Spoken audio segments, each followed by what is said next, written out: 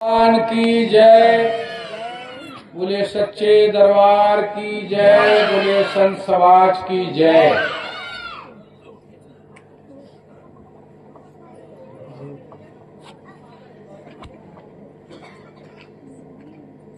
प्रीत करना और निभाना, निर्वहन करना। निर्वाही माने उस पंथ का निर्वहन करना। प्रीत और निभाना, ये दोनों चीजें जरूरी हैं। और फिर प्रीत किससे? जो कुछ नहीं चाहता। ईश्वर या सद्गुरुदेव निष्कामी है और निष्कामी से जोड़ बनाना ये भजन है। क्यों जरूरी है ये? कि मानव जीवन कहते 1,84 घूम पर पौ पर अटकी आए और अब की पौ जो ना पड़े तो फिर 84 जाए। इसलिए समझदार का एक कर्तव्य है, परम कर्तव्य है कि अपने इस मनुष्य जीवन के आए मौके का फायदा उठाएं। एक आपने दृष्टांत सुना होगा कि एक अंधा व्यक्ति एक कोठरी में था और गुरु मिले। उस कोठरी का एक ही दरवाजा था। तो जब अंधे व्यक्ति को गुरु महाराज बताया है, उन्होंने कहा महाराज हमें निकलना है इस कोठरी से। उसका नाम ही काल कोठरी था। तो उसने कहा महाराज हमें निकलना है इसमें से। तो उन्होंने कहा बेटा ठीक, महाराज आंखें नहीं है हमारे। तो उन्होंने कोई बात नहीं। दीवार पे हाथ रखते वो कई जन्मों से या पूरी जिंदगी वो चलता तो था,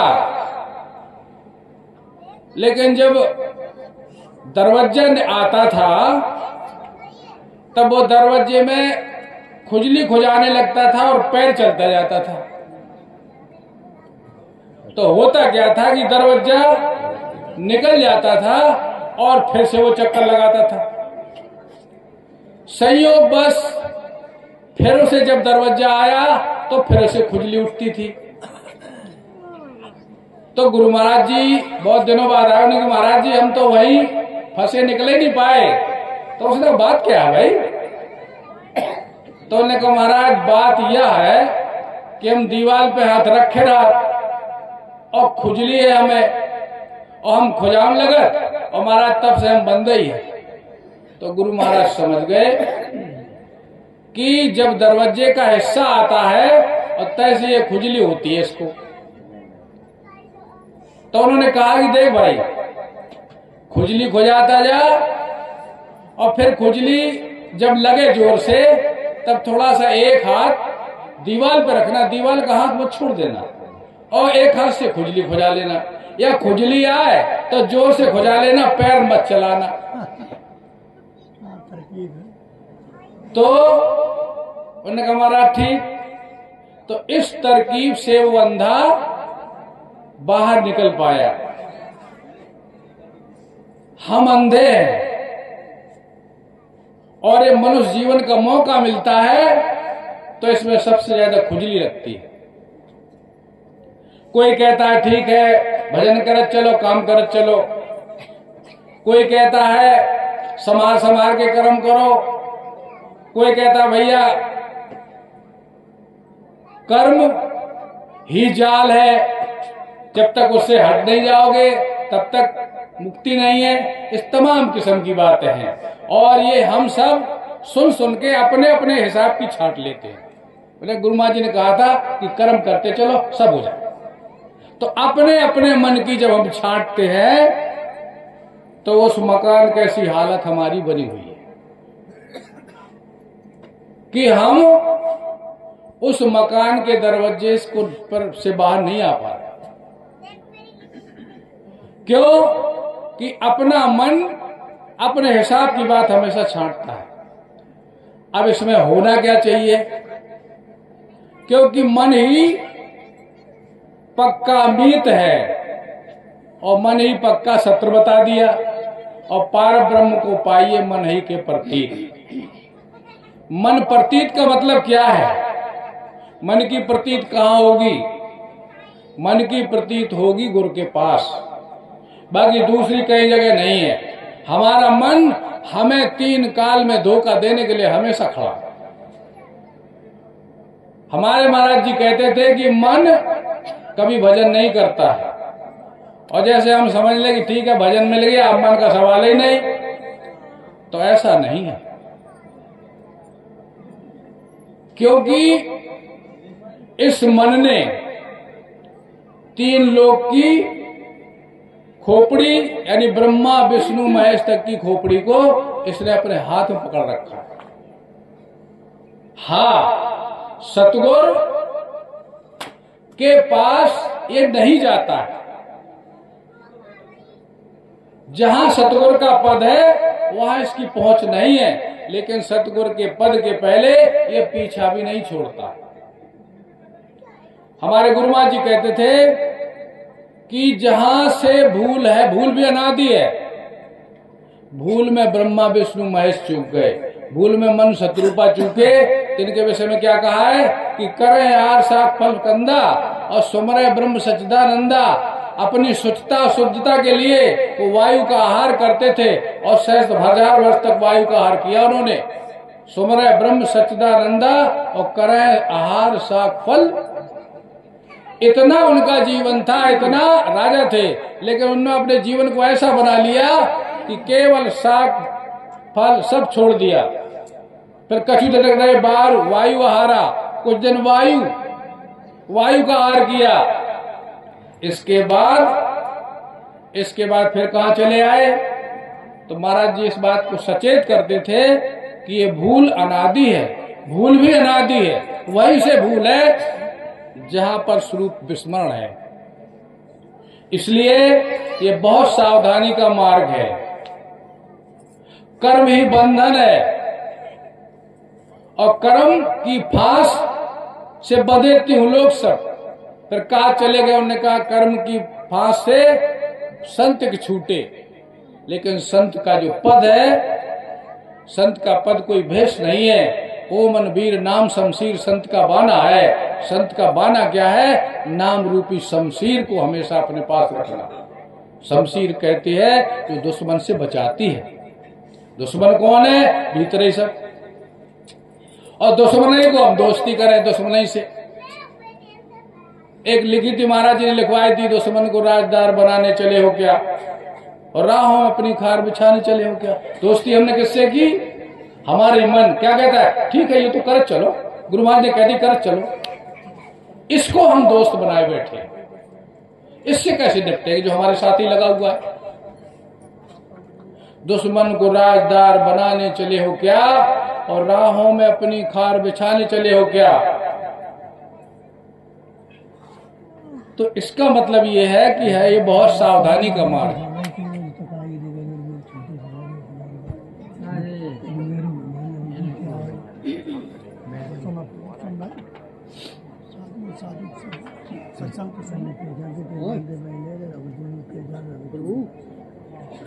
बोलो सतगुरुदेव भगवान की जय। इसलिए प्रेमी बंधुओं, एक बार की बात बताएं। चाचा डालूपुर में थे, महाराज जी के बड़े भैया, छोटे भैया, सब लोग जानते हैं पुराने लोग। चाचा ने हमसे कहा कि पंडित जी हमें गुरु महाराज जी ने उस जगह भेज दिया है, पहुंचा दिया है जहां पे हमें सुख दुख नहीं लगा। तो हमने चाचा अच्छी बात है। महाराज जी पड़े थे कोने में और वही चाचा के चार पे चाचा हमसे बताते थे। तो हमने कहा चाचा अच्छी बात है, आपने महाराज जी ने जो कुछ आपको दिया, आप कहते हैं हमारे भाई भी थे गुरु भी थे, आपने सब कुछ पाया, लेकिन एक बात हमारी समझा दो हमें, जब हमारी समझ में नहीं आओ कि जब सचखंड में तुम पहुंच जा तब तो वैसे रहा, और जब नीचे उतर गया तो ब्याज जोड़न लगा। हमारी जवाब समझ में नहीं आई। बोले होते होते कैसी, इते इते कैसी। तो महाराज जी थोड़े से हंसे, बोले भूल भुलैया हरे थे, ये भूल भुलैया है कि होते होते कैसी। हमारे संत क्या कहते हैं कि दीदार दिल रुआ का दीवार कह कहा है, और जो उस तरफ को झांका फिर इस तरफ कहाँ है। जो उस तरफ को झांका फिर इस तरफ कहाँ है। और अगर हम दोनों तरफ है तो सावधानी है, सावधानी चाहिए। सावधानी कहाँ पे है?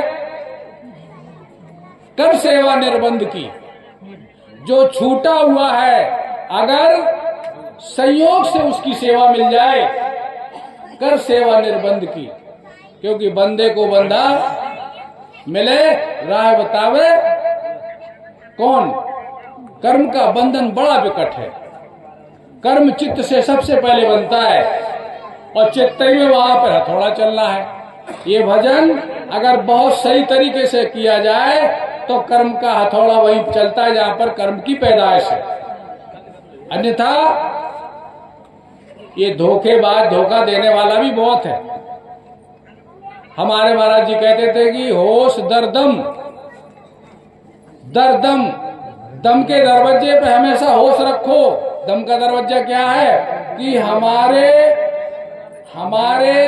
से विचार कब बनने जा रहा है। विचार बन गया, हमने जान लिया, काम तो हो ही गया।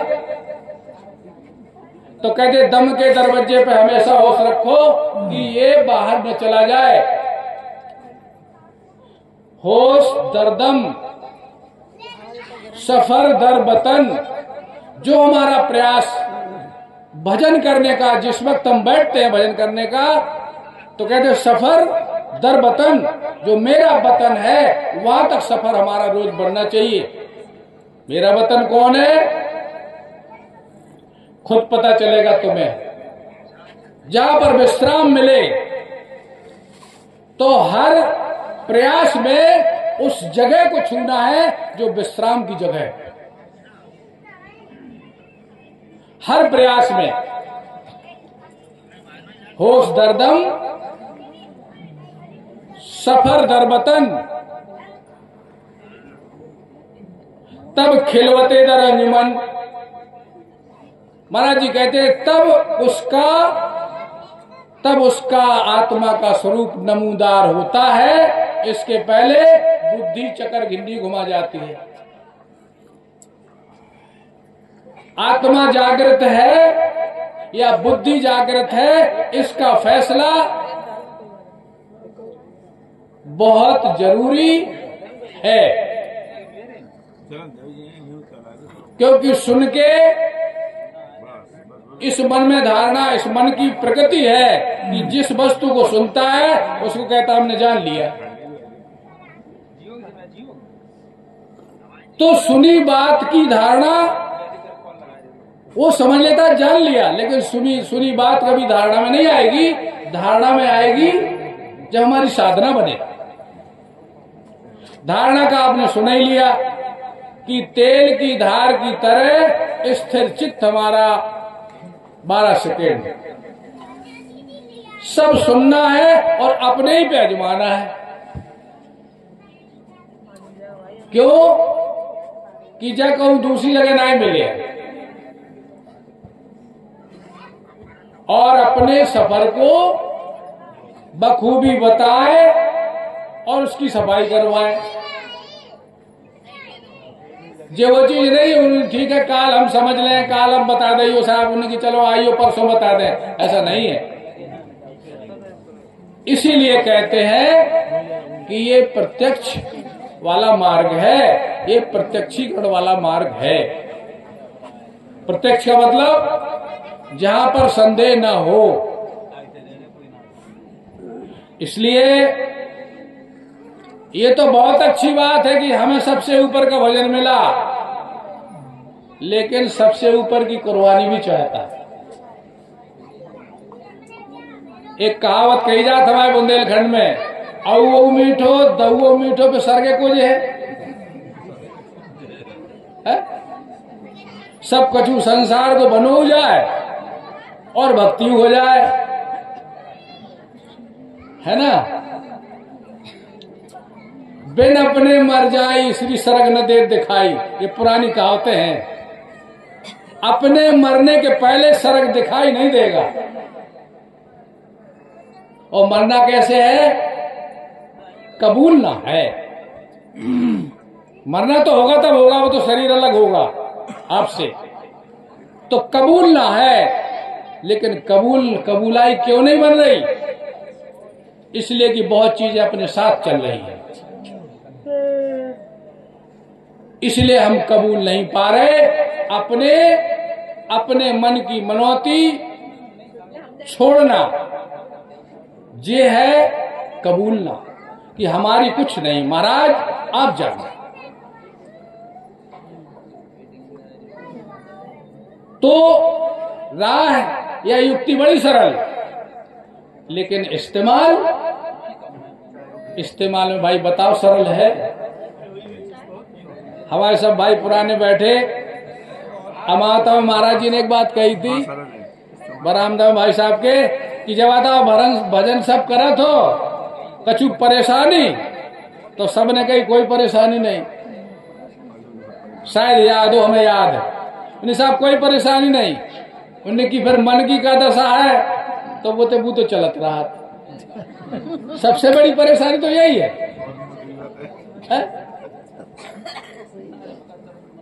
तो परेशानी नजरअंदाज नहीं होना चाहिए। ये परेशानी है और ये हमारे साथ जन्म जन्मांतर से लगी हुई है। जिस योनि में भी हम गए वहां लगी रही है, इसलिए आदत इस मनुष्य शरीर में भी हमारी बनी हुई है। और इसीलिए संतों का साथ होता है। जैसे नहीं, मोती कौन चुगता है? हंस। किसी और पक्षी में उसके चुनने की क्षमता नहीं होती। उन वस्तुओं, उन बातों को हम चुने, उन शब्दों को हम चुने जो हमारी अटक के काम में आ जाए, जहां भी हमारी अटक है। सत्संग सुने समझे अच्छे मन से, उनकी आज हमने जस सुनी और हमारे से मिलत नहीं जा, हमारी रहनी से मेल नहीं बना पा रही। बात क्या है? क्यों कि आओ ऐसा नहीं सुन के चले जाए, क्योंकि बहुत गुंजाइश इसमें है। महाराज जी कहते हैं अंचली राह है, इसमें खामखां जानकार की सलाह जरूरत पड़ेगी। और जानकार हमारे महाराज जी इसके बदले में वो चाहते नहीं थे कुछ। रात में 2 बजे, 2:30 बजे, 4 बजे, 10 बजे, किसी भी समय महाराज जी के पास अगर कोई व्यक्ति पहुंच गया तो चाहे 2 बजे हो चाहे 4 बजे हो, उनका क्या बात है? क्या बात है? साहब ऐसा नहीं बनत, अरे देख ऐसे बना। ऐसा दयालु, इतना महान, क्यों कि इस विद्या का जो धारण कर चुका होता है उसमें वो सब बातें होती है जो ईश्वर में होती है। वो ईश्वरीय स्वरूप होते हैं, उनमें और कुदरत में कोई अंतर नहीं होता है, वे कुदरत ही होते हैं। एक बार जा कह रहे थे कि दुनिया कह रही कुदरत चलत, उन्हें क्या पता कि 4 पाई पे परो चला लो, कितनी बड़ी बात। लेकिन ये दिमाग को समेटते उस बात को भरने और समझने लायक तब नहीं थे, क्योंकि बर्तन में उतना ही बनता है जितना बर्तन होता है। कहते हमारे बाद ये बातें तुम्हें याद आएंगी जब कोई बताने वाला नहीं मिलेगा। क्यों? लेकिन हमें हताश नहीं होना, मन उन्हें कहा कि मत होना कभी निराश, क्योंकि तेरे पास है वो चीज। लेकिन है बात यही बार बार कि जितनी वस्तु पवित्र है उतना हमें पवित्र जाना पड़ेगा उसके पास। इसमें कोई गुंजाइश नहीं हो सकती। हमारे अर्जुनन जी कहते थे कि जो तू मेरा हो रहे तो प्रभु तेरा हो, और हम कहा प्रभु हमा हो जाए। जो तू मेरा हो रहे तो प्रभु तेरा हो, इसीलिए तो कहा कुर्बानी। आपने बहुत बढ़िया सुना, अपने मन में बढ़िया उमंग से आए आप लोग, सत्संग सुना, लेकिन बातें चुन चुन के हमें अपने पास रखनी, और जो हमारे भजन में खिलाफ या बाधा होती है उन बाधाओं को हमें हटाना पड़ेगा। जैसे हटे, एक भजन सुन लो छोटू। सूरत फंसी संसार में